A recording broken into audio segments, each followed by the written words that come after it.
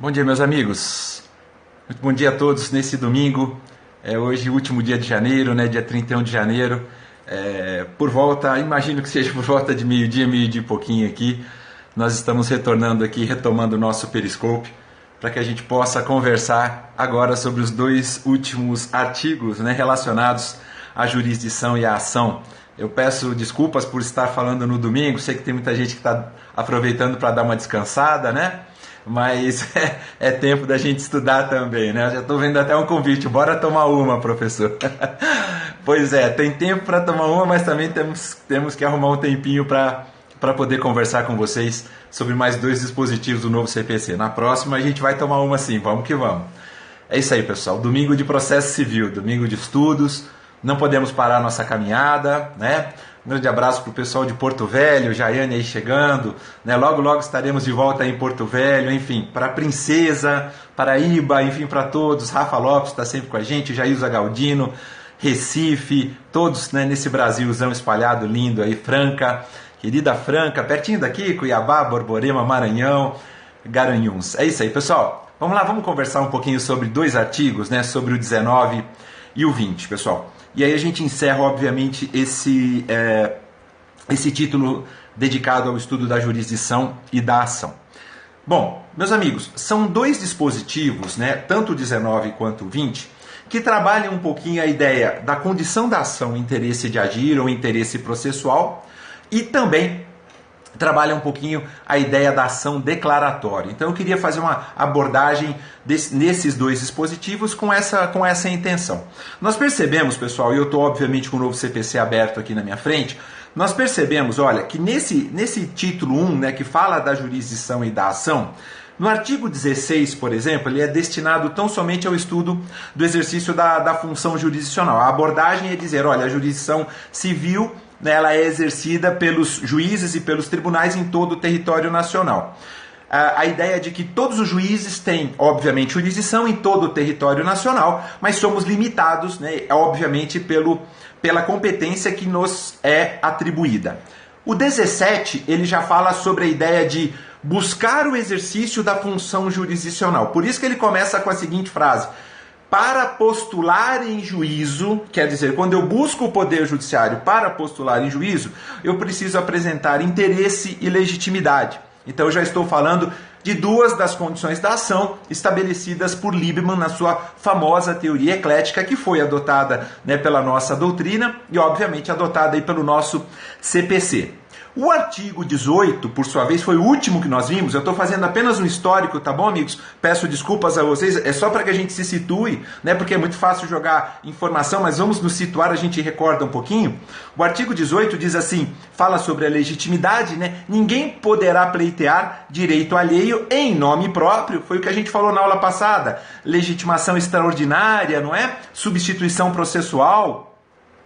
Ninguém poderá pleitear direito alheio em nome próprio, salvo quando autorizado pelo ordenamento jurídico. Então a legitimidade ela está sendo ali abordada, né? Obviamente que nós falamos da distinção entre legitimidade ordinária e legitimidade extraordinária, narrada aqui no artigo 18. Demos como exemplo a atuação do membro do Ministério Público e por aí vai. O que o 19 e o 20 fazem? O 19, obviamente, trabalha com a outra condição da ação, ou seja, ele dá uma ideia do que seja esse interesse de agir, já fazendo um vínculo à chamada ação declaratória, e o 20 fala também uma outra característica da ação declaratória. Só tem um detalhe, pessoal, o 19 e o 20, para os amigos que gostam de fazer algumas anotações, o 19 e o 20, eles correspondem ao artigo 4º do CPC vigente. Boa, Rafa Lopes já se adiantou aí, já muito bem escreveu, é o 4º, só que ele está desmembrado, né? O caput está no 19, o parágrafo único está no artigo 20. Então houve um desmembramento que, na minha humilde opinião, ficou bem interessante, né?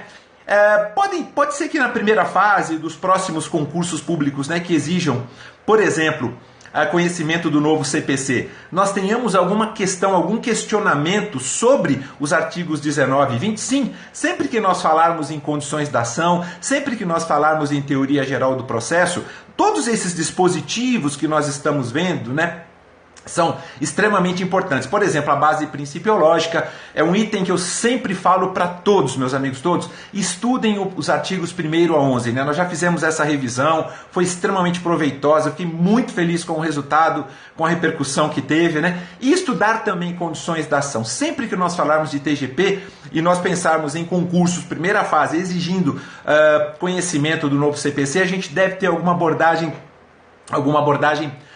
nesse sentido, tá bom, pessoal? Eu gostaria muito de deixar isso claro para todos. Mas vamos lá, vamos falar um pouquinho então desse 19 e desse 20, né? A forma como é que a gente teria que olhar para esses dois dispositivos, já pensando, é claro, nesses questionamentos, né, que venham em primeira fase. Concursos como, por exemplo, o TJ do Rio Grande do Sul, cuja prova é em abril, mais especificamente primeira fase no dia 3 de abril, exige no seu edital conhecimento do CPC vigente e do novo CPC. Concurso para magistratura federal, terceira região, a prova é agora, dia 28 de fevereiro, também exigindo conhecimento do CPC vigente e do novo CPC, não é? TJ do Rio de Janeiro, boa, Rafa, também em fevereiro. Então a gente precisa estar, obviamente, antenado, né, para por enquanto, essa fase de transição, com exigência tanto do texto vigente quanto do novo CPC. Bom, vamos lá, pessoal. A redação do artigo 19 é a seguinte: se vocês, não olhem no Vadimeco não, se vocês estiverem com ele aí, só para ver se a gente consegue fazer essa abordagem, né, com essa metodologia de aprendizagem visual e auditiva. Eu digo isso para vocês porque eu acho que eu já até falei num Periscope, isso ajuda muito. Depois você olha no Vadimeco, você vai ver que pode fazer uma diferençazinha, porque você vai falar, pô, eu lembrei do Maurício falando, eu lembrei de ter ouvido algum outro professor falando, fica bem interessante. Vejam só a redação do 19, pessoal. O interesse do autor pode limitar-se à declaração. O interesse do autor pode limitar-se à declaração. Inciso 1º, da existência, da inexistência ou do modo de ser de uma relação jurídica.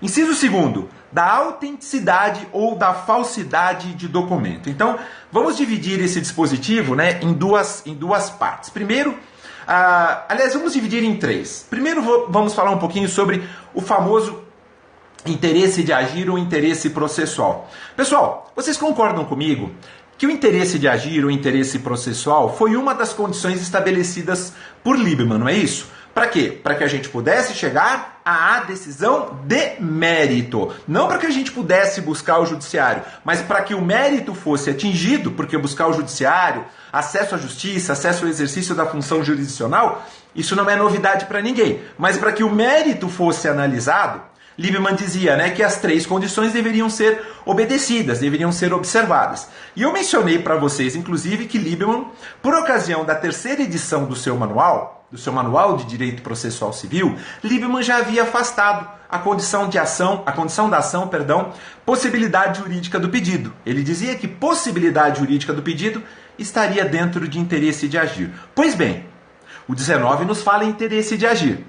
Qual é, ou melhor dizendo, quais são as 2 palavrinhas básicas, né, vinculadas a essa condição da ação, interesse de agir? Nós temos uma séria controvérsia doutrinária com prevalência do raciocínio de que o interesse de agir ele é dividido por um binômio. E qual seria esse binômio? Pois é, Elaine Pereira. A Elaine Pereira já está falando de utilidade e adequação. Muito bem colocado. Eu sou adepto, né, daqueles que entendem que o binômio é a necessidade barra adequação. E colocaria a utilidade, entre aspas, né, como se fosse um gênero. Sabem por quê? E aí vai para Elaine Pereira e para todos os meus queridos amigos. Eu penso no interesse de agir da seguinte forma. Como é que eu posso demonstrar o interesse em alguma coisa, né? Eu posso demonstrar o interesse em alguma coisa a partir do instante em que eu digo, olha, necessito, no caso, obviamente, alguma coisa buscando reparo nas vias judiciais, né? Aí eu falar assim, olha, judiciário, eu estou batendo as portas do judiciário, estou batendo na sua portinha para dizer o seguinte, tudo que eu podia fazer para resolver essa questão administrativamente, tudo que eu podia fazer para resolver essa demanda ainda extrajudicial administrativamente, eu fiz. Tudo que eu pude fazer para resolver esse conflito em sede administrativa, eu fiz. Não tem mais jeito. necessito buscar o Poder Judiciário. Então a necessidade, ela fica caracterizada quando eu esgoto, eu não tenho mais como, e eu demonstro isso através, obviamente, né, desta condição da ação e interesse de agir, eu demonstro que eu não tenho mais condições, eu não tenho mais meios de resolver aquela situação administrativamente. Por exemplo, vamos pegar aí a deve determinada quantia para B, né? E B vem cobrando de A dizendo, olha, você vai me pagar ou não vai me pagar? Você vai me pagar ou não vai me pagar? Eu já te emprestei um determinado montante, estou só esperando, já faz um tempo. Obviamente que A vai falar assim, eu não tenho condições, infelizmente, imaginei que teria condições, mas a minha situação financeira piorou. B fala o quê? Então tá bom, esgotei minhas vias administrativas, vamos ao Poder Judiciário. Aí a gente tem a caracterização da necessidade. Tá bom, Maurício, mas você falou que é um binômio necessidade barra adequação. Onde é que fica a utilidade? Eu vou deixar para falar da utilidade no finalzinho. Pessoal, e a adequação? A ideia da adequação é, já que você tem a necessidade de buscar o judiciário, e para caracterizar esse interesse de agir, nesse interesse processual, já que você tem a ideia de buscar o judiciário, você vai ter que adequar o seu pleito, por isso que se fala em adequação, você vai ter que adequar o seu pleito, obviamente, dentro daquilo que o ordenamento estabelece, ou seja, dentro de toda uma sistemática procedimental que precisa ser obedecida. Então, vamos pensar no CPC de 73. Se a sua demanda corre sob o rito ordinário, ela tem, obviamente, que correr sob o rito ordinário em razão da complexidade da matéria, em razão de uma série de situações. Você não vai ajuizar sob o rito sumário, então você tem que fazer essa adequação do seu pleito, é claro, né? Para que aí sim, essa segunda parte do binômio necessidade e adequação seja concretizado. É dizer, para eu buscar o Poder Judiciário caracterizando a condição da ação e interesse de agir, eu preciso demonstrar que eu esgotei todas as vias administrativas e dizer, judiciário, eu estou utilizando o meio adequado para tanto. Eu vou me condicionar, né, obviamente, a respeitar as regras procedimentais, me adequando ao sistema. É exatamente essa a ideia, adequação ao sistema vigente. Poxa, Maurício, então o interesse de agir, ele não é algo assim tão informal como eu imaginava. Não, ele acaba sendo até, às vezes, muito mais formal do que nós imaginamos. Eu só faria uma pequena observação aí, meus amigos, até porque nós estamos falando, e eu disse desde o início, que há uma séria controvérsia doutrinária a respeito. Eu só faria um pequeno reparo. Uma parte da doutrina diz, e eu concordo plenamente, né, que essa ideia da adequação, de uma certa forma, ela pode ser extirpada. Por quê? Por quê, pessoal? Porque mesmo que eu não adote o meio adequado para buscar o Poder Judiciário, mesmo que eu não utilize a via adequada procedimentalmente falando, nada impede que o próprio juiz determine que eu emende a inicial. Então vamos imaginar, né, e principalmente hoje, com base no novo CPC, pensando no princípio da primazia do julgamento de mérito. Vejam que interessante, eu chamo muito a sua atenção, minha querida amiga e meu querido amigo. Eu posso ajuizar uma determinada demanda, vamos pensar, claro, na primazia do julgamento de mérito, mas eu estou usando um exemplo do CPC de 73, né? Se eu, obviamente, busco o judiciário numa demanda que tem, através de um pleito, que tenha de uma certa maneira, isso, mais ou menos isso, tá, Pellegrino? Uma adequação mitigada. Se eu busco o Poder Judiciário através de uma demanda complexa, através de uma demanda que sei que vai ter prova pericial, eu sei que vai se estender por um bom tempo, a duração razoável do processo vai ficar um pouquinho ali tumultuada, e eu imagino, né, obviamente, que em sendo assim, seria mais adequado utilizar o rito sumário. O magistrado vai olhar e vai falar assim, pô, pera um pouquinho, perícia complexa, né? Demanda complexa, uma perícia um pouquinho mais aprofundada, é um feito que vai longe, você quer o sumário?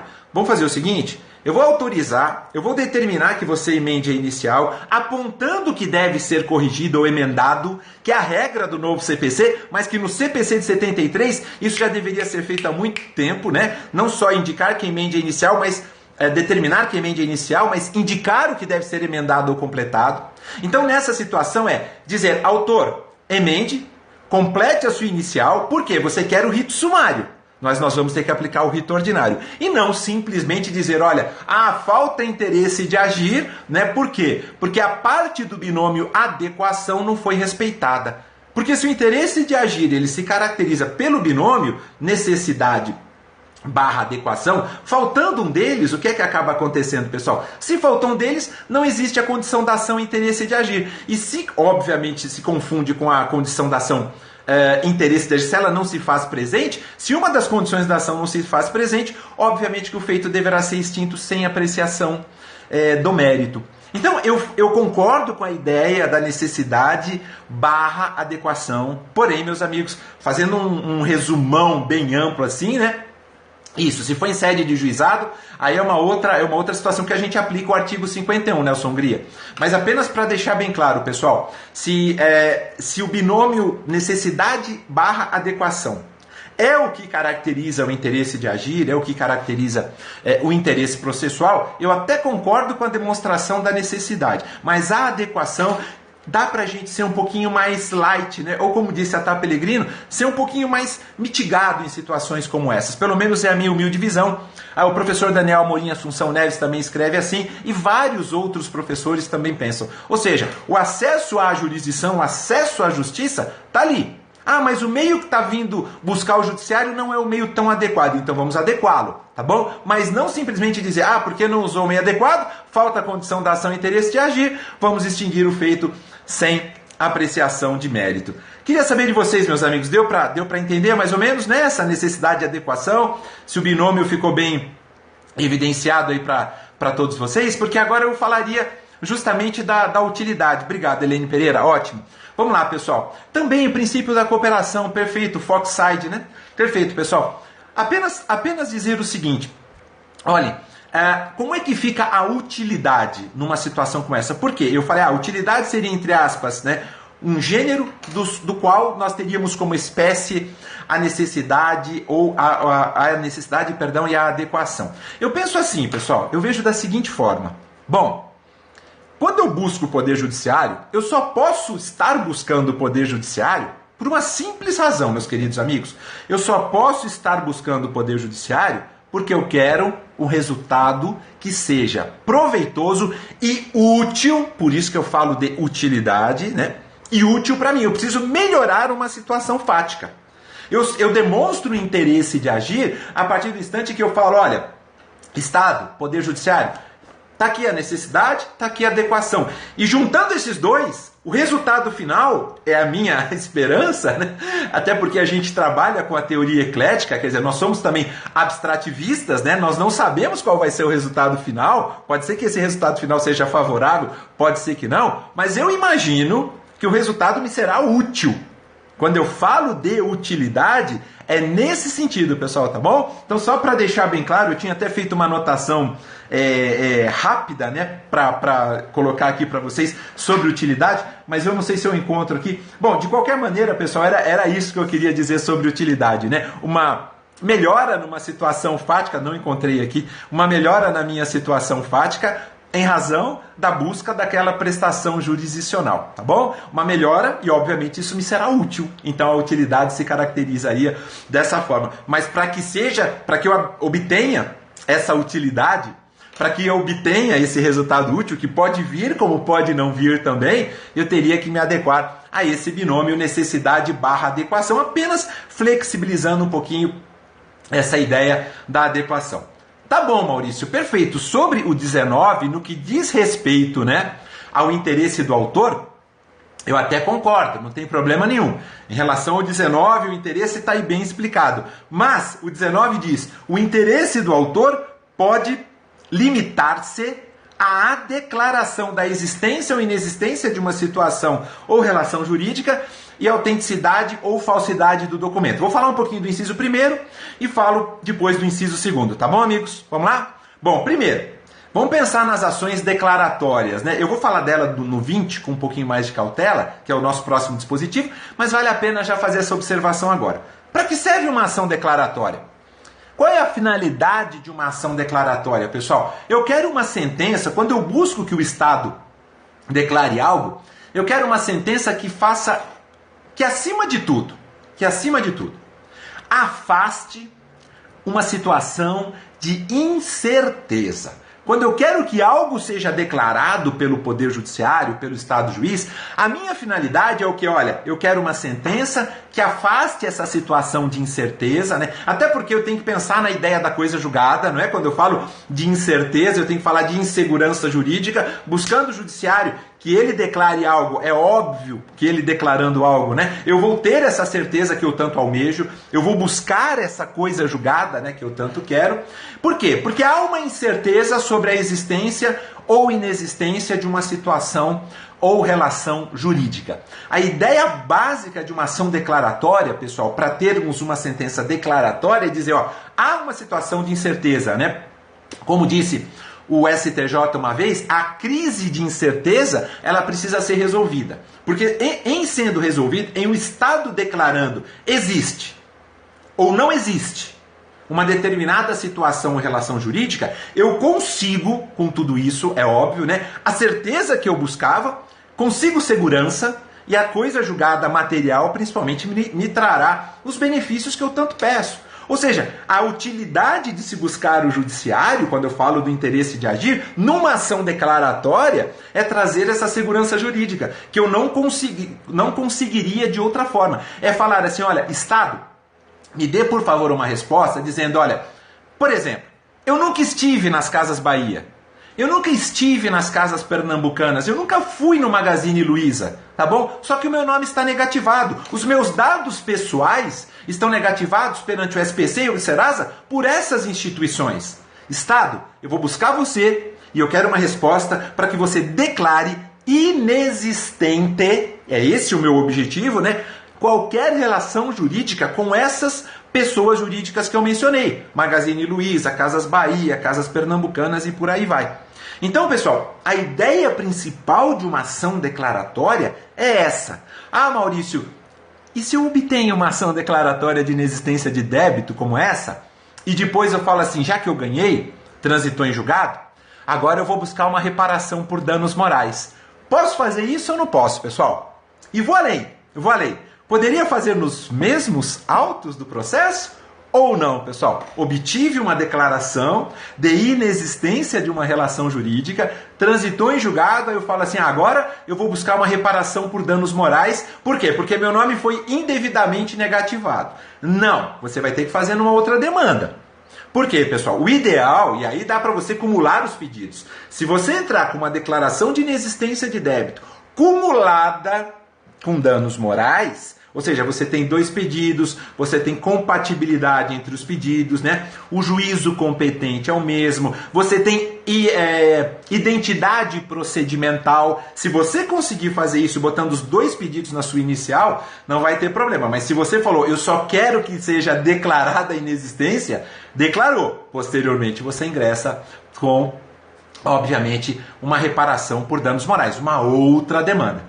Então vejam, pessoal, a ideia é óbvio, essa é a primeira, do inciso primeiro, é a de que nas ações declaratórias eu vou buscar o que, pessoal? A existência ou a inexistência de uma situação ou de uma relação jurídica. E muito claro, deixar isso muito claro para vocês, eu preciso trabalhar com algo concreto, tá bom, pessoal? A gente vai falar no 20, até porque o STJ, ele é muito tranquilo nesse aspecto, ele não admite declaratória para discussão de tese jurídica em abstrato. Pessoal, vale a pena vocês anotarem, isso já caiu muito em primeira fase, mas muito mesmo, tá bom? As ações declaratórias, ou seja, para reconhecer, né, através dessa sentença, a existência ou a inexistência de uma situação ou relação jurídica, é para discutir algo concreto. Tese jurídica em abstrato, o STJ entende que a declaratória não é para essa finalidade. Quem quiser anotar, pessoal, o julgado é o agravo regimental no RESP 1.045.978. 1.045.978 do estado do Rio Grande do Sul. Julgado aqui que eu estou trazendo é da primeira turma, né? Relatoria do ministro Benedito Gonçalves, né? Que foi julgado no dia 23 de março de 2010. Tá bom, pessoal? Essa é a primeira parte, né, que eu queria falar para vocês. A segunda parte do 19 é aquela parte que diz assim, olha, que o interesse do autor pode limitar-se à declaração da autenticidade ou da falsidade do documento.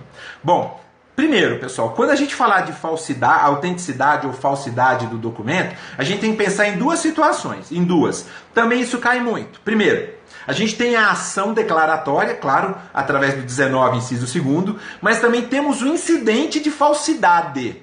E o incidente de falsidade está lá nos artigos 430 a 433.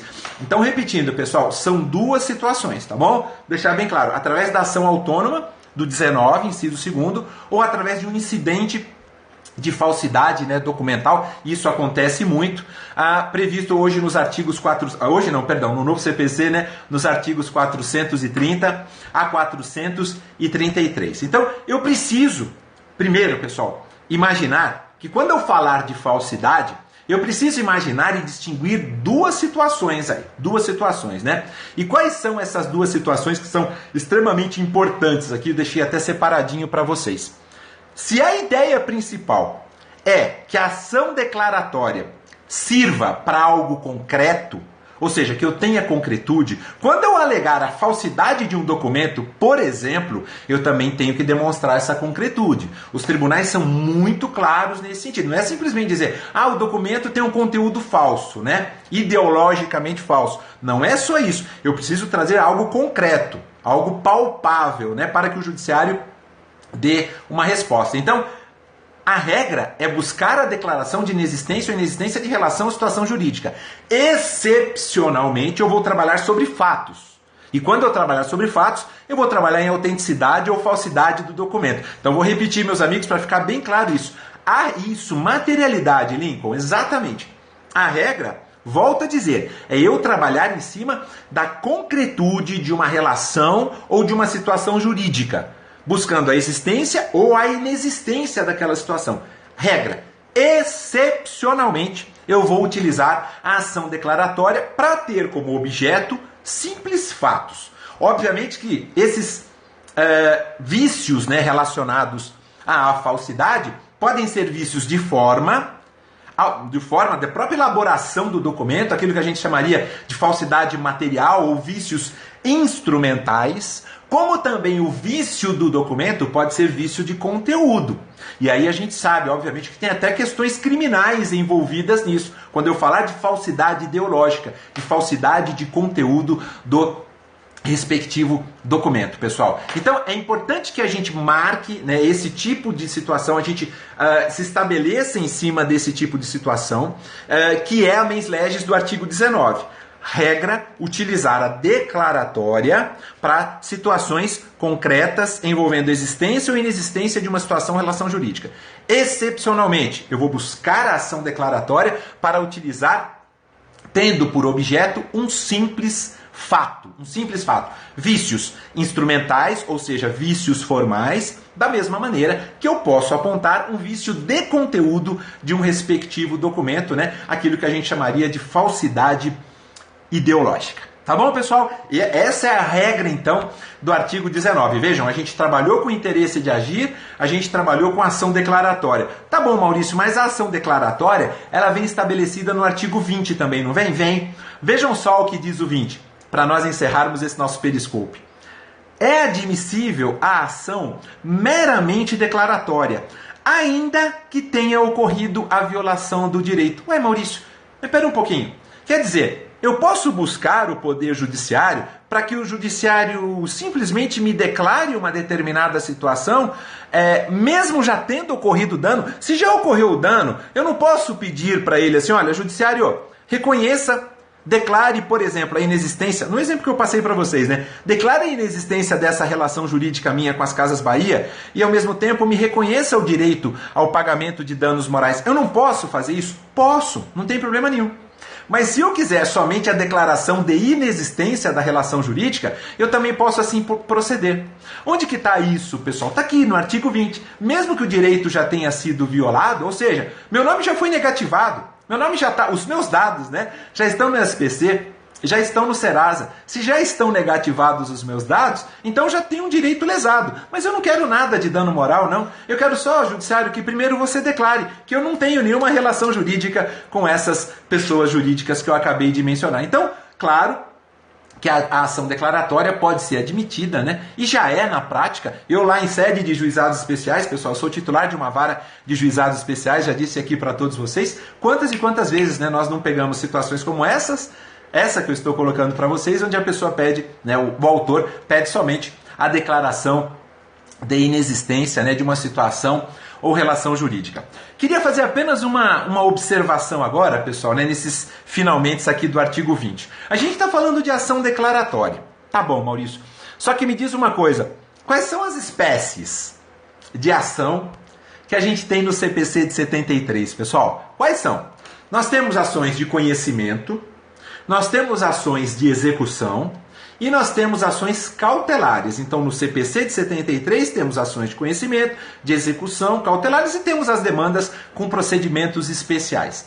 As ações de conhecimento são subdivididas, isso é muito importante, em 3 ações. As ações de conhecimento, do processo de conhecimento, que no novo CPC é um procedimento só. Agora a gente tem um procedimento comum, um novo procedimento comum. Mas pensando no CPC de 73, a gente vai continuar, obviamente falando, né, do novo CPC, mas nós vamos continuar no novo CPC também, com ações declaratórias, que são uma subespécie das ações de conhecimento, com as ações constitutivas e com as ações condenatórias. Então vejam, além das declaratórias eu tenho as constitutivas e tenho ações condenatórias, né? Exemplos que a gente vê na doutrina hoje, né, no dia a dia. Uma ação declaratória a gente acabou de falar, né? Por exemplo, reconhecer uma situação de incerteza, né, de inexistência de uma determinada relação jurídica, obtendo uma sentença que vai fazer coisa julgada.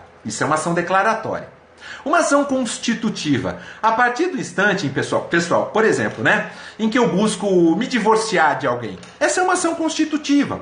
O que vai acabar acontecendo, né? Nós vamos ter uma resposta do Estado que vai dizer, olha, não há mais casamento, aqui o que acontece? O estado civil, né, desse casal será de divorciado. Constituiu-se uma nova situação. E as ações condenatórias que nós sabemos muito bem, imaginem uma ação de indenização, né, por danos morais que tenham sido causados. Então essa classificação a gente chama de classificação trinária, tá bom, pessoal? Classificação trinária. Por que eu estou falando isso para vocês? E eu prometo que agora eu encerro, peço desculpas até para todos vocês.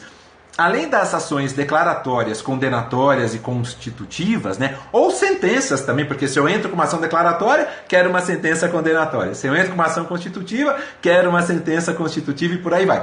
Além dessas, nós temos mais outras dois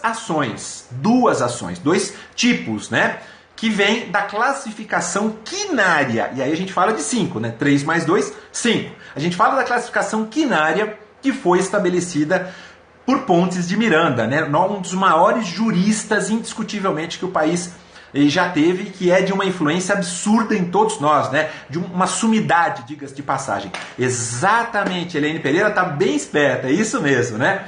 Pontes de Miranda falava das também ações executivas lato sensu e mandamentais. Então, ele acrescentou. Então, nós teríamos o rol de 5 assim, meus amigos, olhem. Declaratórias, constitutivas, condenatórias, executivas lato sensu e mandamentais. O que acaba acontecendo e a doutrina fala isso? Excelente a classificação de Pontes de Miranda. Porém, com as reformas implementadas no CPC de 73, principalmente, meus queridos amigos, a partir da modificação do processo de execução, né, 2005 e 2006, elas perderam um pouco de força em razão da adoção do sincretismo, não é mesmo? Ou seja, nós passamos até aquela fase de cumprimento de sentença. Aí as ações executivas, lato sensu e mandamentais apontadas pelo famoso, pelo ilustre, pelo respeitadíssimo professor Pontes de Miranda, essa classificação quinária acabou, então, ela foi superada pelo sincretismo, Júlio, advogado, como foi mencionado aí. Tá bom, pessoal? Então, desculpem, eu exagerei um pouquinho, eu sei que eu extrapolei um pouquinho, mas aqui a gente termina, então, uma abordagem dos artigos 19 20, tá bom, pessoal? Falamos um pouquinho do interesse de agir, do interesse do autor, falamos um pouquinho das ações declaratórias, condenatórias, constitutivas, falamos um pouquinho também da classificação quinária do nosso querido Pontes de Miranda, e eu espero, honestamente, que tenha ajudado um pouquinho só que seja esse domingo, né, de preparação de todos vocês, tá bom, meus amigos? Durante a semana nós vamos voltar, vamos continuar, e aí agora a gente começa, né, a trabalhar um pouquinho a parte relacionada a competência, né? Vamos dar uma olhadinha nos limites da jurisdição nacional. Vamos falar da competência internacional, competência exclusiva, competência concorrente, a litispendência, né? Acho que vai ser bem legal, tá bom? É isso, pessoal. Muito obrigado, viu, pelo carinho. Vinícius, muito obrigado mesmo. Dani Pabino, Elaine Pereira, Gazeta Torres, é isso? Elaine Bubas, muito obrigado. Vocês perderam um pouquinho da manhã de vocês aí comigo, né? Eu sou muito grato e gratidão é algo que eu faço questão sempre de estabelecer aqui com todos vocês. Eu estou inteiramente à disposição. Aproveitem bastante, né, o nosso domingo, estudem, aproveitem bem suas famílias, né, seus familiares e fiquem com Deus, tá bom? Fiquem com Deus, um grande abraço, um grande beijo, até mais.